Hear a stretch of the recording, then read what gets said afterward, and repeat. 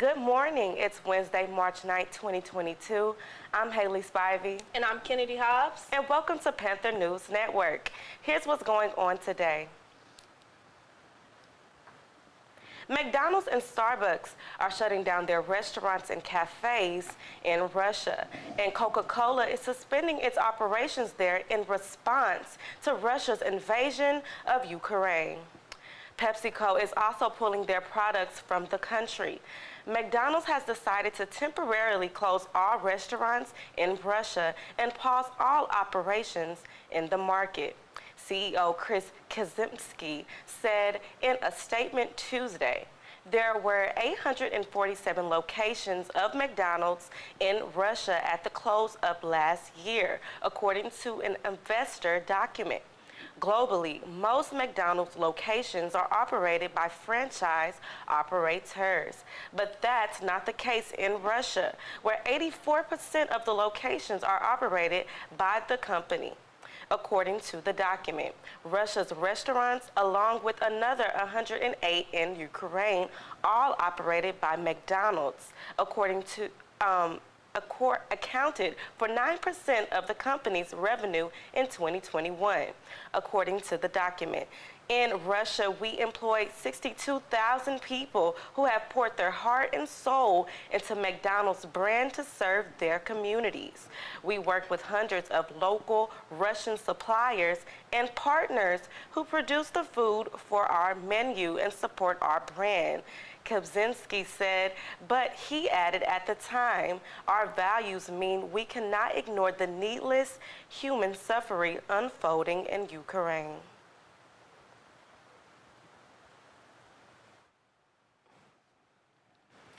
Russia's failure to rapidly seize Kiev and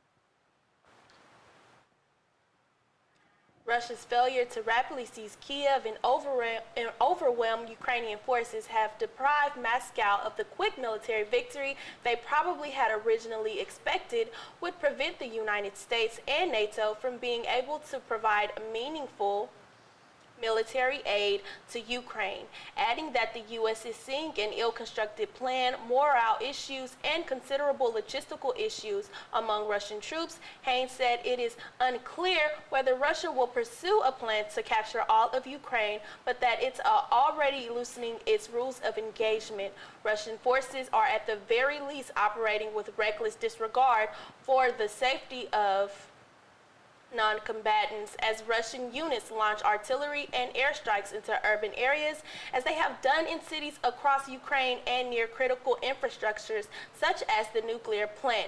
And the IC is engaged across the interagency to document and hold Russia and Russian actors accountable for their actions. She said, we assess Putin feels aggrieved. The West is not given proper deference and perceives this as a war he cannot afford to lose. Haynes said. CIA Director William Burns, a former U.S. ambassador to Moscow who has studied Putin for years, concurred that the Russian president is angry and frustrated by the situation in Ukraine and will likely step up his efforts. He's likely to double down and try to grind down the Ukrainian military with no regard for civilian casualties. Burns testified he has no sustainable political endgame in the face of what is going to continue to be fierce resistance from Ukrainians.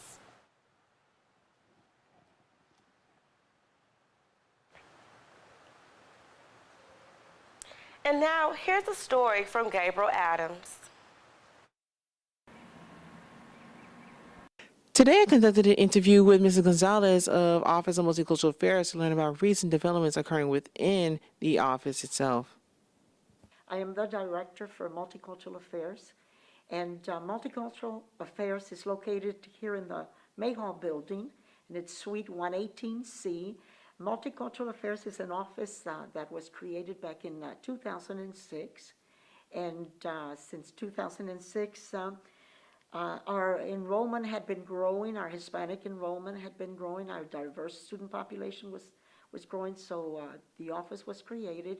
The mission of this office is the recruitment and the retention of the underserved, underrepresented student population, and when we talk about the recruitment and the retention, especially the retention, through the Office of Multicultural Affairs, we try to connect all our diverse population, our students, and the only way that we can connect them to the university that makes them feel welcome, that they belong here at this institution, is through celebrating them and acknowledging and celebrating them through their Cultural Heritage Month. So here at Prairie View, we celebrate all the Heritage Months for all the diverse populations, international populations that we have here on campus. And I know that here at Prairie View, we have over 30-something countries that are represented at Prairie View. We also celebrate their Heritage Month with different types of events, whether movies or documentaries.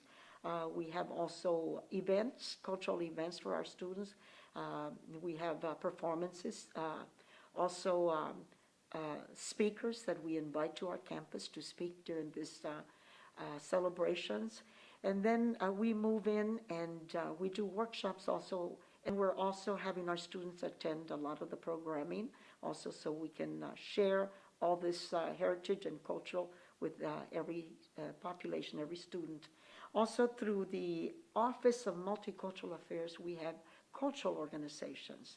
We have our Sigma Lambda Gammas, our Sigma Lambda Betas, our Omega Delta Phi. We also have our Hispanics in Business organization. We also have the Society of Professional Hispanic Engineers and the College of Engineering. And I'm the advisor for two of those, three of the organizations. And then most of all, but not least, we also have our LGBTQ PV Spectrum organization that I'm an advisor for them. I'm advisor for the PV Spectrum, and I'm also an advisor for the Sigma Lambda Gamma and for the OD Phi Omega Delta Phi here at Prairie View. 101 cooking events that we're doing also, and we are also bringing in a speaker, and we're going to be doing for the LGBTQ, we've got some LGBTQ workshops that are coming, and we've invited one of our persons from Human Rights Campaign up in Washington, D.C. to come down and assist with some of the workshops that we're going to be bringing to our faculty, staff, and students. And that is the Office of Multicultural Affairs. Have the National Student Exchange. That's an opportunity that is here at Prairie View for all our Prairie View students. This opportunity was brought in 2007. We had one of our VPs that was here, Dr. Loretta Byers, that was here from the University of Kentucky, and she was our Vice President for Student Affairs at that point. She felt that this needed to be here at Prairie View, that we needed to bring this opportunity to our students, so it was brought in 2007, and here we are. We have so many of our students that are able, through this program, are able to exchange to any university. Over 200 universities participate in this program, the National Student Exchange, and our students can attend any of these universities, what the tuition or the cost is, because our students are allowed to pay the Prairie View tuition. If it's less, then they can pay the Prairie View tuition. If another institution, their tuition is less than Prairie View, then they can pay that also. So they can either go on a Plan A and a Plan B. Plan B paying our institution, and at the same time, they do all their scholarships, all their financial aid. Anything that needs to be done is done here at Prairie View. Students register at another university, and their courses should be approved by their college and their dean and department heads, and those credits can be transferred back to Prairie View.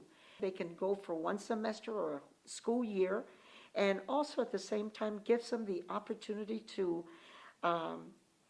engage in other cultures at other universities, and also visit the areas, and also check out the market as far as job markets are concerned. So when they graduate with their degree, what jobs are available out there, or check out those graduate programs also.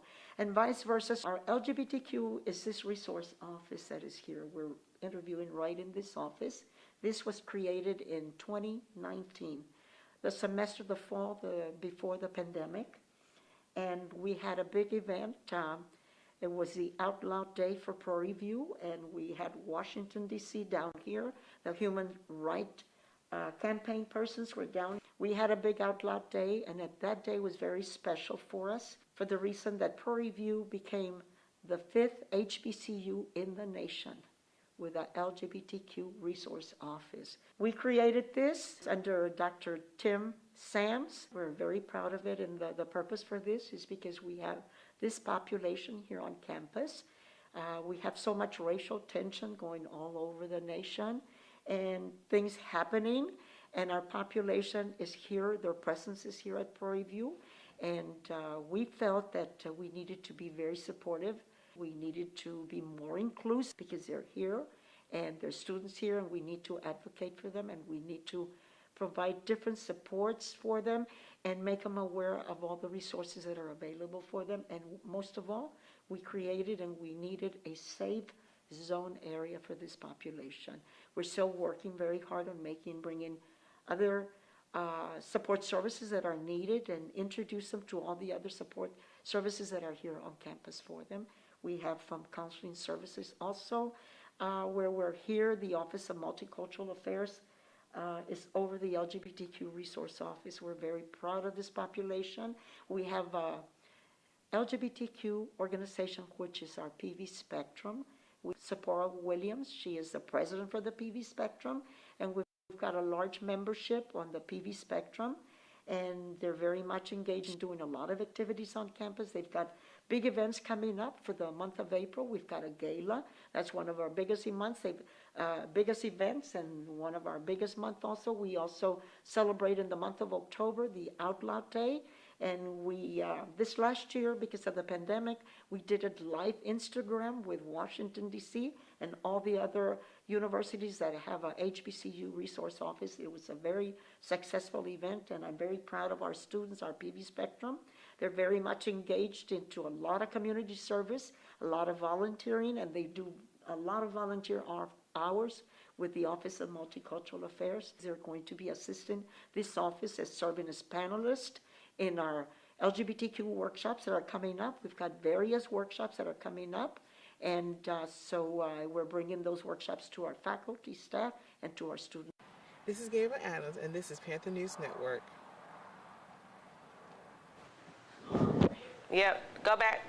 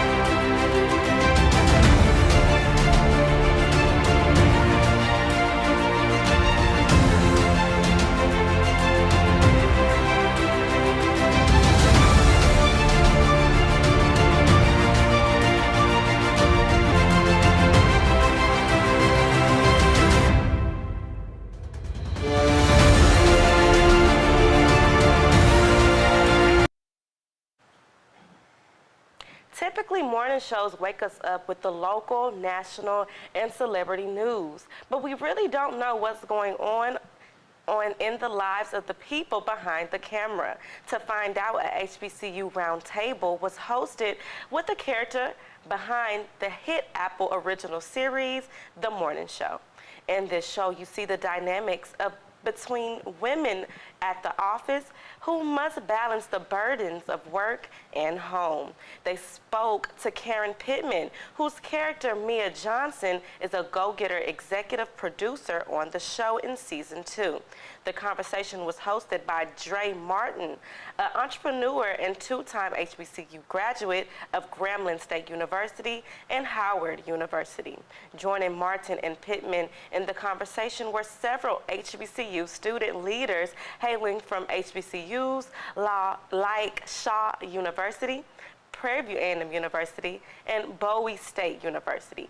PVAMU's very own Jalen Spites represented Prairie View A&M University during the HBCU Roundtable Talk. Pittman's first question came from Jalen Drury of Norfolk State University when he asked why she thought our community would enjoy the show. Pittman had a long list. The morning show is extraordinarily enlightening about the human condition. You know what people go through, what people deal with in corporate environments.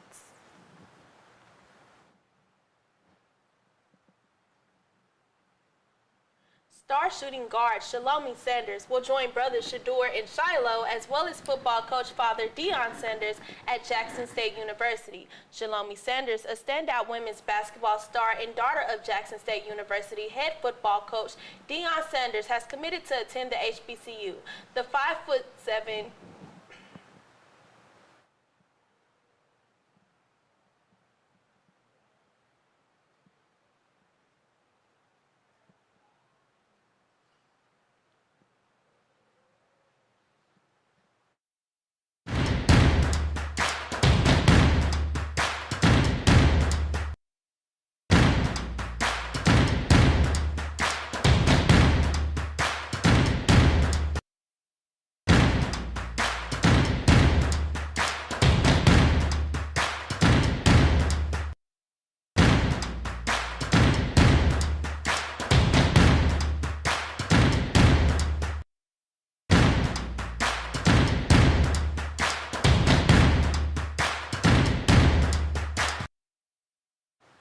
The 5'7" shooting guard who graduates this year from the Walk-Wall Heath High School in Heath, Texas, will join brothers Shador and Shiloh on the campus where their father coaches.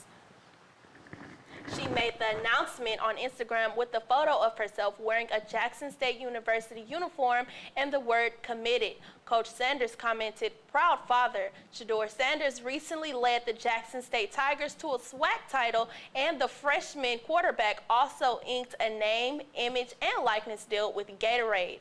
As previously reported, in his role with Gatorade, the young athlete will help to increase national exposure for HBCU programs and athletes during the multi-year partnership. The young quarterback said, "The deal will definitely be helping other HBCUs. This is about the numbers. It's about to go crazy, so right now we're still planning on the exact details. I'll just let you know whenever we got things finalized." Shiloh Sanders is a sophomore defensive back on the Jackson State football team who led his squad in interceptions. Shalomi Sanders is joining the Lady Tigers basketball team, which is currently on a 14-game winning streak. According to the Mississippi Clarion Ledger, the team is 4 games away from a perfect record. They are expected to be the top seed in the Southwestern Athletic Conference tournament this spring. We will be back after the commercial break.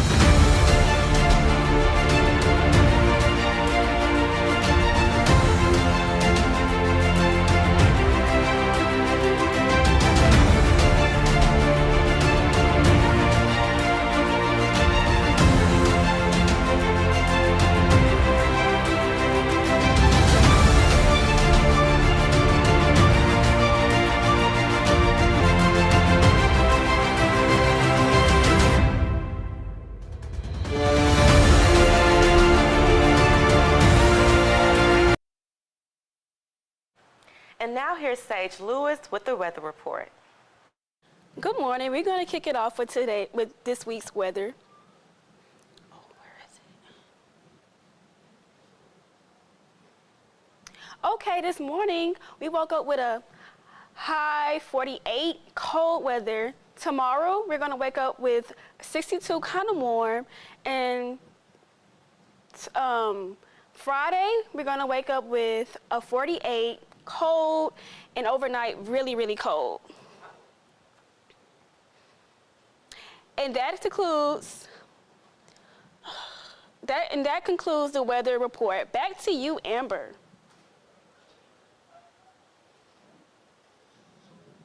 Go sit down.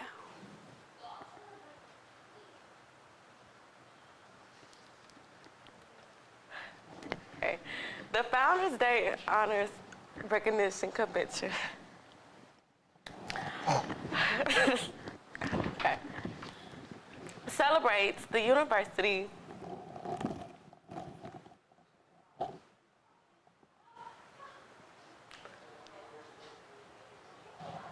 The Founders Day and Honors Recognition Convention is 14 days away. Prairie View A&M University celebrates the founding of the university and extraordinary academic achievements in its students. The event will be March 23rd, 2022 at 10 p.m., hosted in what we know as the Baby Dome.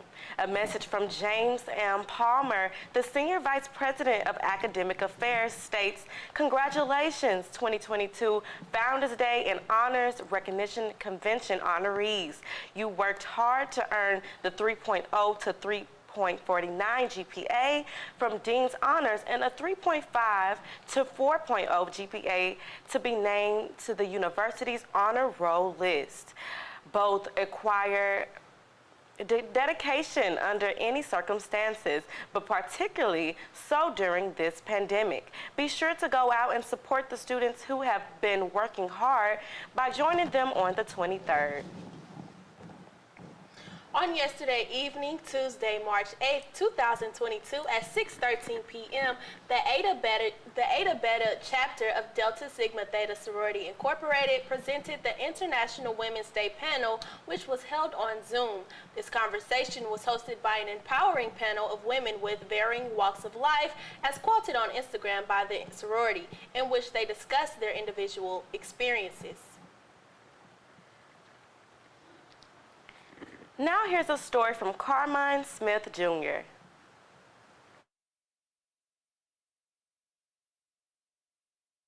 This past weekend, Exante Wallace and his campaign team held a fundraising event at the Waller County Community Center on March 5th. If you didn't know, Wallace is already a city councilman for the city of Prairie View, and he officially announced his candidacy for mayor. I was able to get a few moments with Wallace and ask him more about his campaign and his platform. How are you doing today? I'm doing good, brother. How about Good. you? I'm doing very well. So I heard that you're running for mayor. So what is your platform? So my platform is building a Prairie View for the people. And that emphasizes 5 different things. 1, stabilizing City Hall, supporting our seniors, engaging our citizens, emphasizing our families, and developing our community. So the goal is to take those 5 points and put action behind words for each one so that as we come with the next generation, that they can see the fruit of our labor. When I was a freshman, Councilman Wallace was my CA, and he impacted me in a way that made me want to be active on campus. But I wasn't the only student impacted by Wallace. I was able to catch up with Vice President of Administration, Kayla Washington. So I'm here with the Vice President of Administration, Ms. Kayla Washington. How are you doing today? I'm doing good. How are you? Doing good. Love to hear it. So talk about your relationship with Mr. Wallace and his run for mayor, how he's kind of impacted you. Okay. So I met Exante my freshman year through a couple different initiatives, whether it be volunteering or just political engagement work in the community. So he's been a mentor in many different spaces, not only with my political aspirations, but also in leadership positions on campus, even pageantry. He also taught me how to play spades. So just a well-rounded person, someone I definitely will always call a mentor for my time here at Prairie View. What's a message that you can give to the potential voters to get them to vote for you in this upcoming election? Yeah, so one, this is a historic campaign.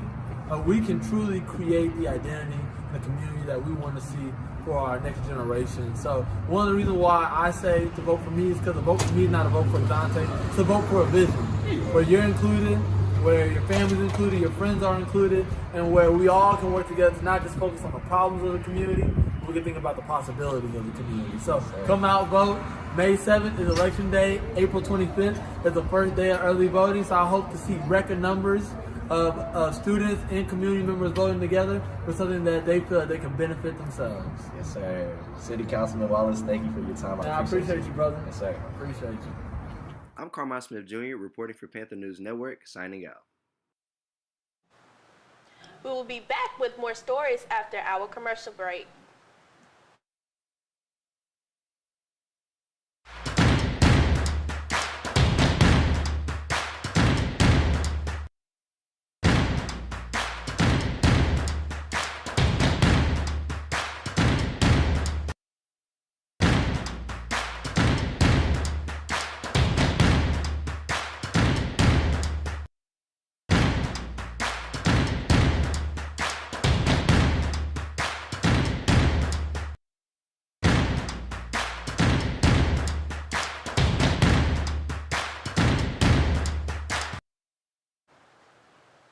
Welcome back to Panther News Network. Travis Scott vows to honor the victims of the Astroworld tragedy with the new initiative he's calling Project Heal. The Goosebumps rapper took to Instagram on Tuesday to announce that the new project that he says is a multi-tier initiative aimed at addressing challenges facing today's youth when it comes to academic scholarships, mental health resources, and event safety. Over the past few months, I've been taking the time and space to grieve, reflect, and do my part to heal my community. Scott captured in his post announcing the new initiative. Most importantly, I want to use my resources and platform moving forward towards actionable change. This will be a lifelong journey for me and my family. The rapper added that he and his team created Project Heal to take much needed actions towards supporting real solutions that make all events in the safest spaces they can possibly be. He also said, "I will always honor the victims of Astroworld tragedy who remain in my heart forever." Iconic rapper Nas has been hit with a lawsuit after he shared a photo of himself and Tupac Shakur from 1993 on his Instagram page. According to Hip Hop DX, the suit was filed in the Central District of California on February 2, 2022 by the photographer who captured the photo, Al Pereira. He claims that the Greensbridge artist shared the image without his permission or licensing the work. The black and white picture shows Nas, Pac, and New Jersey rapper Redman outside of Club Amazon. Court documents obtained by Radar Online state that Nas reshared the photo on his IG account back in 2020, 3 years after Pereira registered copyright for it. The photographer claims that the iconic image has diminished its value. Pereira is suing for damages plus an injunction against Nas for using his work. This isn't the first time Pereira has sued celebrities about his work. In 2017, he sued Kylie and Kendall Jenner for photos he took of Pac and the Notorious B.I.G. that they attempted to use as a part of a t-shirt that they sold on their websites. The apparel was ultimately taken down, but Pereira was countersued by Kendall for $22,000 to cover legal costs, citing the lawsuit as frivolous. Pereira has filed over 450 copyright infringement lawsuits since 2015. And that concludes our show this morning. Be sure to catch us on Twitter, YouTube, and Facebook. This was Panther News Network. I'm Haley Spivey. I'm Kennedy Hobbs, and thank you for watching.